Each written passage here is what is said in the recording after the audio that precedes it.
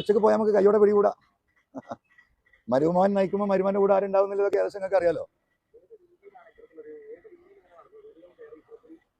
അല്ല, വീടുകൾ കയറിയിട്ടല്ല, ഇവിടുത്തെ ബഹുമാനപ്പെട്ട പാസ്റ്റർമാരെയാണ് വിളിച്ചിരിക്കുന്നത്. ഉച്ചസദ്യ അതിന് വേണ്ടിയിട്ടാണ്, അവിടെയാണ് ഡീല്. അപ്പൊ അവരെ സത്യത്തിൽ അവർക്കത് അറിയില്ല, അവരെ ചതിക്കുഴിയിലേക്ക് ചാടിക്കുകയാണ്. നിങ്ങളുടെ പ്രശ്നങ്ങളൊക്കെ തീർക്കാൻ വേണ്ടിയിട്ട് വിളിച്ചു ചേർക്കുന്നുണ്ട് എന്ന് പറഞ്ഞിട്ടാണ് ഈ പാസ്റ്റർ വിശ്വാസിയായിട്ടുള്ള ഈ എന്താ പറയാ പെന്തക്കോസ്ത് വിശ്വാസിയായിട്ടുള്ള ഒരു വിശ്വാസി. അദ്ദേഹം ഇവിടുത്തെ വലിയൊരു കോൺട്രാക്ടറാണ്. വലിയ കോൺട്രാക്ടറാണ്. അത്ര വലിയ കോൺട്രാക്ടർ അല്ല, ജില്ലാ പഞ്ചായത്തിന്റെയും MLA ഒക്കെ വർക്ക് എടുക്കുന്നത്. അദ്ദേഹത്തിന് വലിയ ഓഫറൊക്കെ കൊടുത്തിട്ടുണ്ടാവും ആ വിശ്വാസിയായ കോൺട്രാക്ടർക്ക്, അല്ലെങ്കിൽ അദ്ദേഹം ഒരുങ്ങൂല. അതെ അതെ.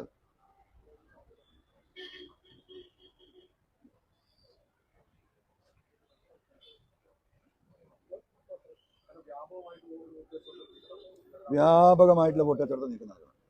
അതിന് നേതൃത്വം നൽകുന്നത് ഈ പറയുന്ന പിണറായിസവുമായി സമരസെറ്റ് പോകുന്ന നേതാക്കളും അതിന് നേതൃത്വം നൽകുന്നത് മരുമോനുമാണ്. അപ്പോൾ മരുമോനിസം വരാനിരിക്കുന്ന 2026 നമ്മൾ തമിഴ്നാട്ടിലും കർണാടകയിലൊക്കെ ഇത് വ്യാപകമായി നടക്കുന്ന നമുക്കറിയാം. ഇപ്പം നീലഗിരിയിലൊക്കെ ഇപ്പം ഈ കഴിഞ്ഞ പാർലമെന്റ് തെരഞ്ഞെടുപ്പിൽ നമ്മൾ ആളുകളൊക്കെ പറഞ്ഞത് എന്താ പറയുക 10,000 രൂപ വരെ ഒരു വോട്ടിന് കൊടുക്കുന്നു. 5 വോട്ടിലെ വീട്ടിൽ 50,000 ഒക്കെ കൊടുക്കുന്നത്. ആ നിലവാരത്തിലേക്ക് കേരളത്തെ ഉയർത്തിക്കൊണ്ടുവരുന്നുണ്ട്. വലിയ പുരോഗതി ഉണ്ടാവുന്നുണ്ട്. അതിനുള്ള കോടാനുകോടികൾ സംഭരിച്ചു വെച്ചിട്ടുണ്ട്. അതാണ് ഈ മസിൽ പവർ ഇങ്ങനെ കാണിക്കുന്നുണ്ടല്ലോ. ഞങ്ങൾ ഈ മൂന്നാമതും വരുമെന്ന് പറയുന്നത് എന്താ?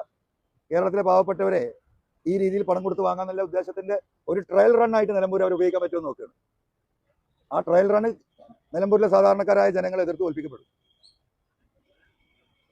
പിന്നെ എൻ്റെ അടുത്ത് ഇന്നലെ ഈ കാര്യം എന്ന് പറഞ്ഞവരോട് ഞാൻ പറഞ്ഞു, പൊതുവിൽ ഇങ്ങനെ പ്രയാസപ്പെടുന്ന ആളുകളെ പണം കൊടുക്കുന്നു. ഞാൻ പറഞ്ഞാൽ അവരെ വാങ്ങിക്കോട്ടെ, അവരോടത് വാങ്ങാൻ പറയണം നിങ്ങൾ. കാരണം അവരെ പൈസയാണല്ലോ, സർക്കാരിന്റെ നമ്മൾ നികുതി കൊടുത്ത പണമാണല്ലോ, അല്ല അവൻ്റെ ഒന്നും വീട്ടിൽ നിന്ന് എടുത്തുകൊണ്ടിരുന്ന കാശല്ലല്ലോ. അത് വാങ്ങി ഒരാഴ്ചക്കില്ല അവരുടെ കാര്യം നടക്കെങ്കിൽ നടക്കട്ടെ. വോട്ട് അവർക്കറിയാം ആർക്കാ ചെയ്യേണ്ടതെന്നുള്ളത്. ഒഴിവാക്കി കളയണ്ട എന്നാണ് ഞാൻ പറഞ്ഞ സത്യത്തിൽ. അതാണ് ഇതിന്റെ വസ്തുത. പരാതി കൊടുക്കുന്നുണ്ട്. ഇന്ന് പരാതി നൽകാൻ വേണ്ടിയിട്ട് നമ്മളെ ലോയറെ ഏൽപ്പിച്ചിട്ടുണ്ട്, പരാതി പ്രിപ്പയർ ചെയ്യാൻ വേണ്ടിയിട്ട് നമുക്ക് കിട്ടിയ വിവരങ്ങൾ അടിസ്ഥാനപ്പെടുത്തി. LDF നേതൃത്വമല്ല, മരുമകന്റെ നേതൃത്വം.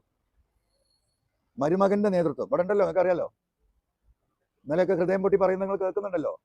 6 മാസം മുമ്പ് ഇതേപോലെ ഒരു വ്യക്തിയുടെ തൊട്ടടുത്ത് ഷോക്കേറ്റ് മരിച്ച ഒരാളും തിരിഞ്ഞു നോക്കിയിട്ടില്ല, 5 പൈസ കൊടുത്തിട്ടില്ല.